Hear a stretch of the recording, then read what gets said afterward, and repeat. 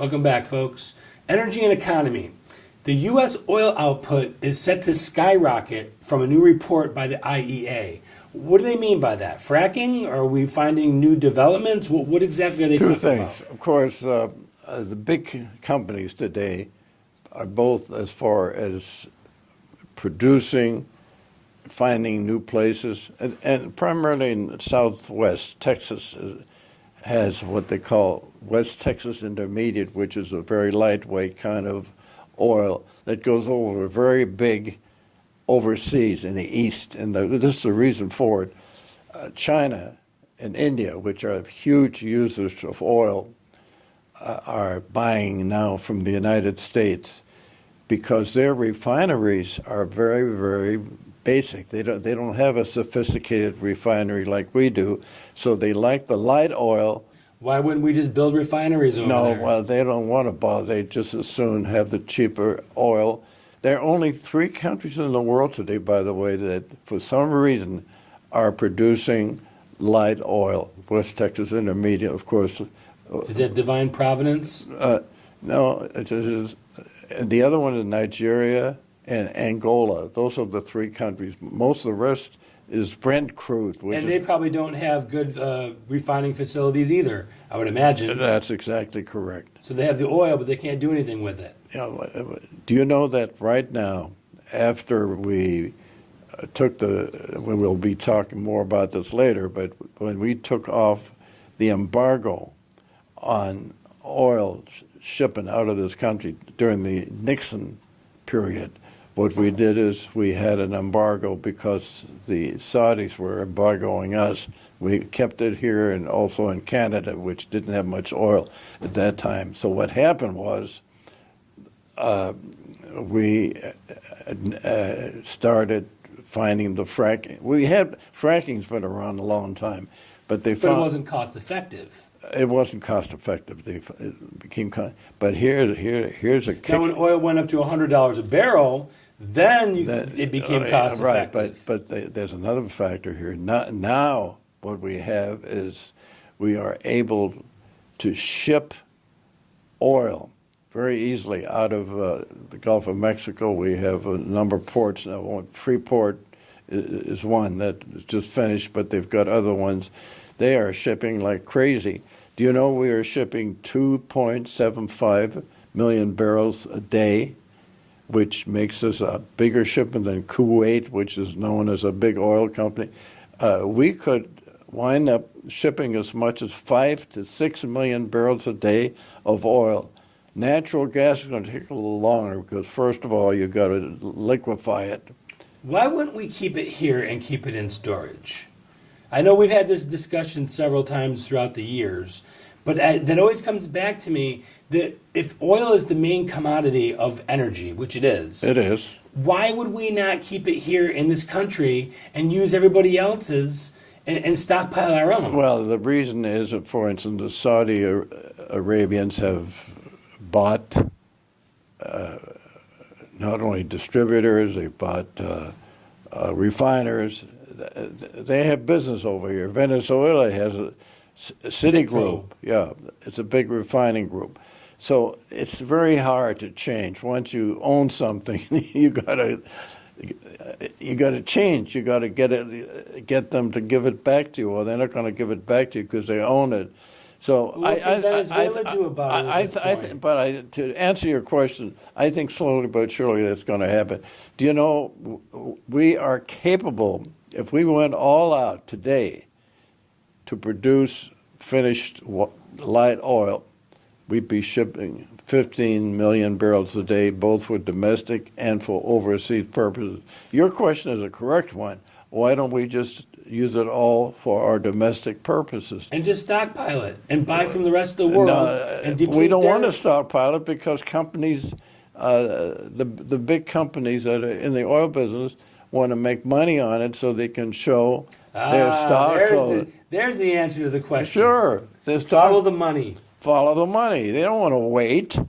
They want to go every quarter before their investors and say, we made a substantial amount of additional money so that you can buy our stock and we can make more money. As a government, it would be in our best interest to try and hold back some, in my opinion. No, Buy because from the rest of the world. disagree, because I think we are able to produce so much.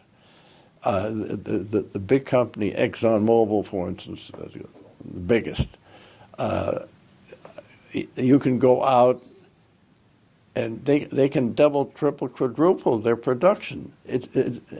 They have shales all throughout Texas and Oklahoma that they haven't even really pushed into yet.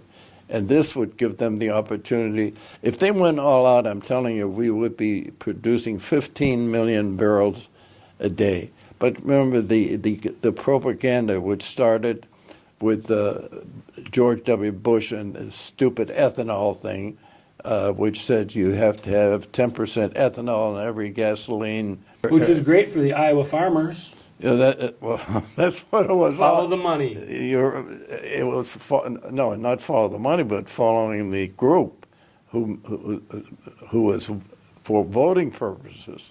You know, the agriculture sector of the United States, it's pretty darn big today. It's grown a lot just in the last 10 years. And where's the first state that holds its primaries for the presidential election? Well, it's Iowa. Correct. Of course. You got it. Now, this is a story that has got me a little concerned. U.S. household debt has now reached an all-time high.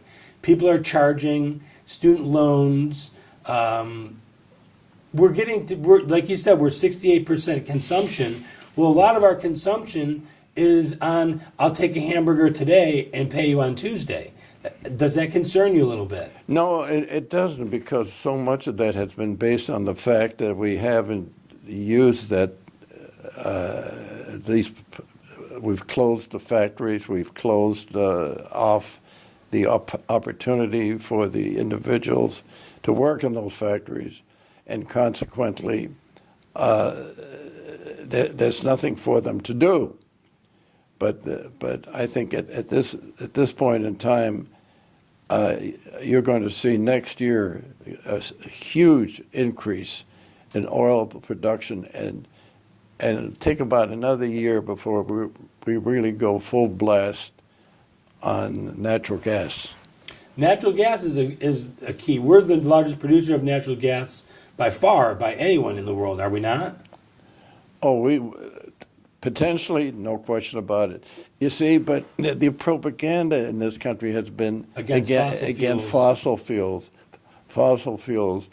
I remember, I forgot the name of the lady who was in charge of EPA at the time, and she was called in for a hearing before Congress, and he said, Lisa Jackson? Yeah, very good. And she was asked, why are you putting all these stumbling blocks from our ability to develop our energy? She said, it's killing our business in this country. She says, that's not my department. My department is to cut back on fossil fuels. One of the main things I think that went against Hillary in the campaign is when she said, we're going to put the coal miners out of business. Oh, that was huge. Yeah, and they said, oh, but we'll pay you. We'll give you Medicaid. I don't think she ever got back from that comment. Well, Pennsylvania, West Virginia, a lot of those... Even Manchin, who was a Democrat. He's kind of a middle-of-the-road Democrat. He's a very rare breed. You don't find those kind of Democrats anymore. Well, not only that, he's probably under the skin as a Republican, no question about it, but it's probably not convenient for him to change parties at this time. Right. So household debt is at an all-time high. Student loans are at an all-time high. There's probably going to be a proposal to eliminate the student loans at some point, but based on the socialistic path that the country is on. It's over $1 trillion now. $1 trillion in student loans. That's absolutely ridiculous. Also, so you get out of school with $100,000 in debt, and then you can't find a job because your degree is in hands up. Not only that, though, we have pushed so much business overseas that $2 trillion are in foreign banks that should be in American banks, because so repatriation of that money is what you're talking about now. Yeah, well, I'll say George Bush did one little thing that I think it was like $500 million. I don't even think it was that much, about $250 million for 6 months and for 5%. And everybody applauded, but then after that, nothing happened. What are you referring to? I'm referring to bringing money back into the United States from banks overseas. All you got to do is not tax them again when it comes back in, and they'll bring it back in the country. The Googles, the Apples, Microsoft, these people. Yeah, come on. Conglomerates could care less where they make it. But if you're taxing them twice, why would they bring the money back here? They're already being taxed once. Why bring it back in the country? No. I'm talking not. First of all, give them maybe 5% or whatever it is to bring it back. But on top of that, if you produce it here in this country, you will make it here and keep it in American banks. I see what you're saying.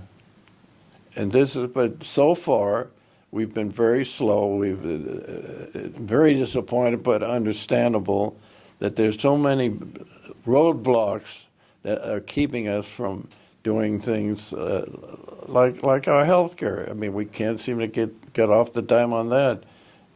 Taxes. I'm a big guy, and let's do something about infrastructure, for God's sake. Could spend.